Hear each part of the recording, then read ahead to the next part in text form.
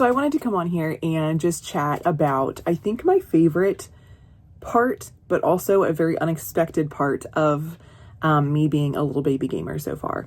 And that would be fandom. So this world is a dumpster fire, you know, it's fine. Every day, craziness ensues. Every day you go on the internet, and even if you're very specific on who you follow and this and that, it finds its way right into just turning into a doom scroll. Things that you don't want to look at are all that takes up your For You page. Even if, like me, you've meticulously gone in and been like, I don't want to see this. I don't want to see this. I don't want to see this. It just happens, right? And so it can be a very scary place right now. It can be a very negative place right now. And it can be easy to get lost in that. And so for me, what has been interesting is that gaming has helped me escape that because I'm spending less time on the internet, but also has shown me a better place, a happier spot on the internet. Not to be clear, you can get to some of these gaming subreddits and it's a hot mess express too. But I think what's really interesting, let's just go into Hello Kitty, right? Because y'all know that my favorite game right now is Hello Kitty Island Adventure. And I found this book the other day in my room. And this is from when I was in elementary, junior high. This, I think, was my first Hello Kitty item ever. And it was just a book, obviously. And I saw it and loved it for some reason. And so my parents got it for me. And I really clicked with it. Like, it's just so simple. It's so silly. There's nothing deep or profound with it. But I just loved the art style. I loved how there was just something intangible about Hello Kitty and her aesthetic and her vibe and the way that the book made me feel that I just always loved. But that was kind of it. I don't know if other people feel this way, but I feel like you have to deserve the privilege of being a fan of something. And like, that's so dumb. But because that was my first and only Hello Kitty item, and I hadn't like grown up liking her or whatever, like I had Pokemon, I felt like I love her, but she's for other people. I'm not allowed. I don't know. I put that on myself. Nobody put that on me. Okay. And what's funny is that when I was a teenager dating my now husband, I was journaling a lot of the time, and it was Hello Kitty journals because nobody saw them and like whatever. But all of that to say, I started playing the Hello Kitty Island Adventure and I got to know her better. I got to know all of her friends better. I freaking love Karomi and Pom Pom Purin and Peckle and Cinnamon Roll. I call him Cinnamon Roll. I know there's no N, but I put it in there anyway because I like it. I just love all of them. And through playing this game, it made me realize, what? Like, you're being stupid. You don't have to earn the privilege of being a fan of something. This thing was created for you to enjoy. And if you enjoy it, enjoy it. Be a fan of it.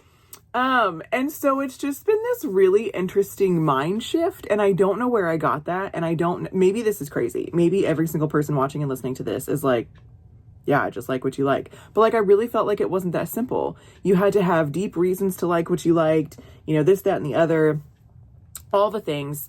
And you can't just, you know what? No, it felt like you can't be a casual fan. Like, you're looked down upon for being a casual fan of something. Do you know all the history of it? Do you know how many apples tall Hello Kitty is? Do you know that she's technically not a cat? Yes, the frick she is. All the things, right? So if you don't know all of these things, then you're not allowed to be a fan. So don't say that. And so I just ascribed to that mentality for like ever. And gaming has showed me kind of how stupid that is. And that we can just, the whole purpose of it is to escape into this world that they created for you, right? And get to know her and her friends and build relationships with it. Like, that's the whole point of the game, is you become best friends with all of Hello Kitty's friends. And it's just, I saw something yesterday. Somebody put, in a world of so much division, fandom lets you be part of something bigger and something united. And I look at it, fandom allows you to be part of something united because it's a group of people all in the same fandom, right? So We may not look the same. We may not come from the same culture, the same background, the same socioeconomic class, the same race, the same gender. Like, there may be nothing that puts me in common with somebody else except for the fact that we both like Hello Kitty. And I think that that can be beautiful. And I think that we should lean into that. And I think that if we leaned into that, this world could be a more beautiful place. I just thought it was really beautiful, the way that they phrased it. And I didn't write it down word for word, but just in a world full of so much division, it can bring you together. And I think that right now, today in 2025, with this world being a dumpster fire, it's nice if we can come together over something, even if it's something so simple as a video game, or so simple as a fandom, or so simple as a genre, or whatever, you know? And so I think that's been my favorite part, because then as I am starting to be part of this fandom and then finding more, right? Disney Dreamlight Valley, like whatever, there's a whole niche around that too. Animal Crossing has all of its people. When you're a fan of something, you're not the only one who's experienced it. And so there's probably other people out here on the internet that are talking about the same thing. And it's not like all of your conversations or relationships should be on the internet. You should probably have in real life friends too. But that can be hard in this day and age. Maybe you moved away from all of your friends. Maybe you have a difficult time making friends. Maybe work-life balance isn't there and so it's not permitted. Maybe a million things, right? So I just think it is beautiful this thing doesn't go away. So this thing that you're a fan of, now you can grow and evolve.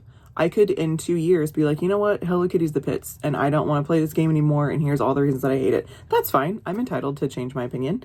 And then I don't have to be part of that fandom anymore, right? I can move on. I think it's incredibly easy right now, incredibly easy to find things that you disagree on. Especially because in the political climate, I guess that's what you would call it, of America today, it's pretty blatant. It's in your face. You believe this or you believe this. And it's very polarizing. The people that are somewhere in the middle aren't the loud people. So the people that are talking about it are on polar opposite sides and feel that everybody even an inch further in from them are dumb. Just very polarizing, very opposite. Politics today can encompass pretty much everything.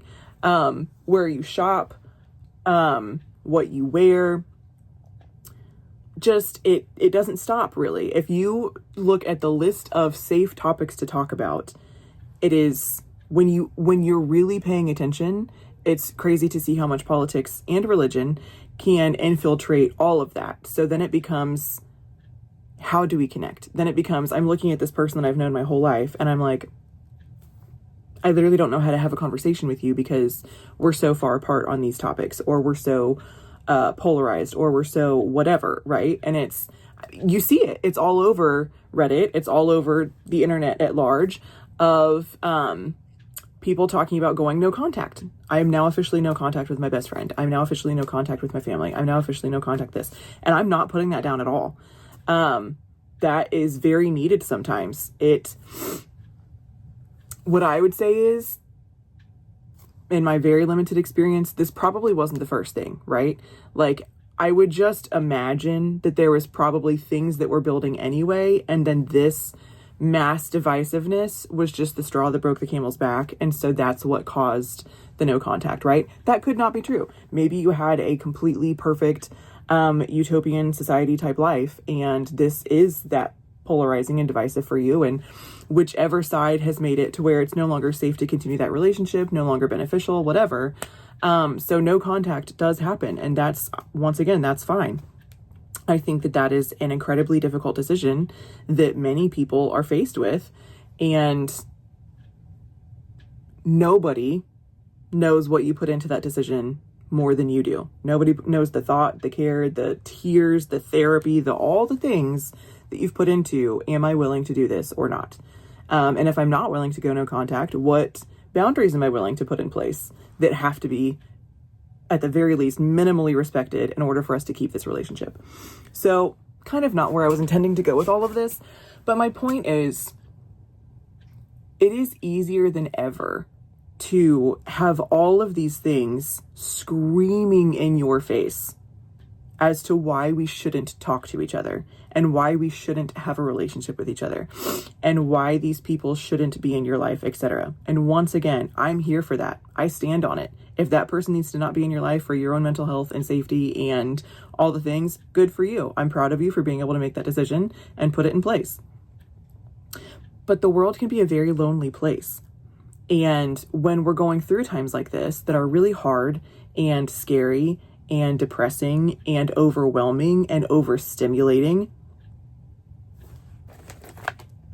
finding just a little bit of joy, it can seem really silly and it can seem unnecessary, and honestly it can seem like you're not worth it because there's so many more important things going on and there are people going through stuff that's so much worse than what you're going through. Because I think we all feel that way. I think that even people going through the absolute worst stuff probably sit there and be like, well, at least I'm not so and so. You know, I was going to give examples, but I'm not going to. So I guess my point is this thing that I have found is just the ability to spark, find, and then latch on to joy and talk to each other about it and be like, you know what? Everything sucks right now, but I don't want to talk about that. I want to talk about how freaking cute this bookmark is, and Tuxedo Sam, and how I love him, and Bats Maru, and Choco Cat, and just how cute is this? And I found it in Barnes & Noble, and it's got the little beads on it, it's got the little tassels, and I put it in my Pokemon journal that I write my YouTube ideas in, and it's just this little thing, Hello Kitty and friends on top of Pokemon. Sparks joy, right?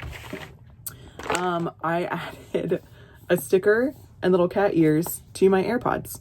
I use these for work. I use these at home. I use these all the time. These are the only headphones that I use. And I liked them before. They did their job, but I'm genuinely happy every time I put these on now. I got this little hard shell case for the outside. It's so freaking cute. I wish that they had a phone case like this. I think they do, but the problem is my phone's up there, so I can't show you. I use the pop socket wallet thing. And so where it said Hello Kitty and friends, it like covered most of it, but you could see the outside. So I wish that they had one that was just the stickers around it, if that makes sense, and didn't say that, so that I could put that on my phone. But regardless, look at how freaking cute all of this is.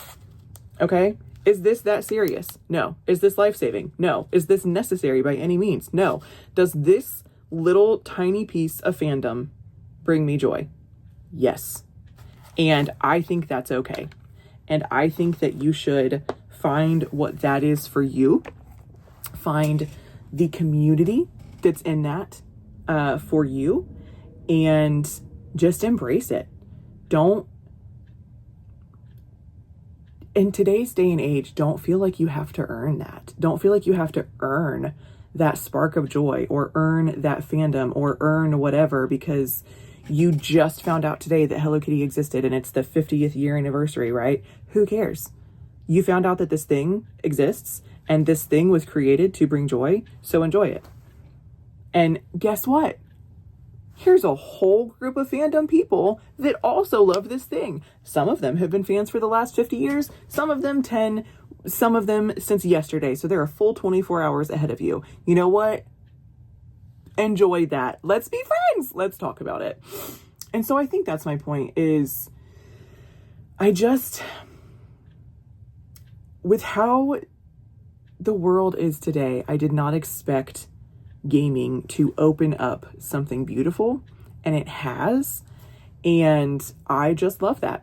And so I would encourage you, what you might have no interest in gaming whatsoever, but there are fandoms for everything, you guys. There's fandoms for book genres. There's fandoms for types of movies. There's fandoms for hiking and this and that.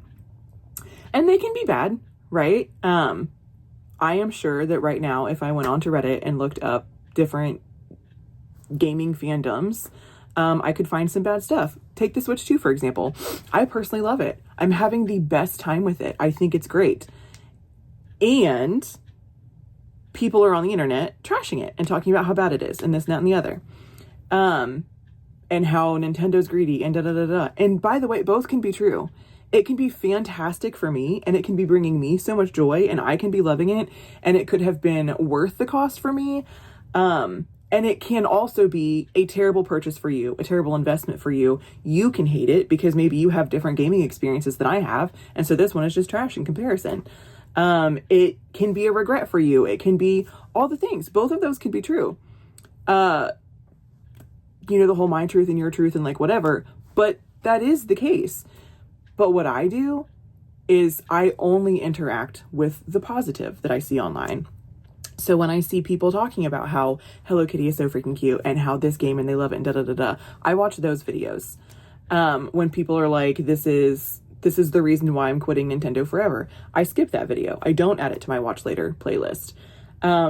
Because that's perfectly valid. And I'm glad for you that whatever's in that video is how you feel. Good. You're allowed to feel that way, but I'm choosing not to partake in it. And so it's just this interesting thing that's in every situation of life, but you can just, what do they say? Eat the meat and leave the bones. Take the good, leave the bad. And so that's what I encourage you to do right now. Whether it's dancing, roller skating, swimming, meditating, learning to enjoy silence. I don't think you guys can hear it, but I have a old literal ticking clock on my desk, and other people hate it. And I'll be in work meetings and I work from home, and they'll be like, is that a clock ticking? And I'm like, yes. And I don't even hear it necessarily, but it soothes my soul.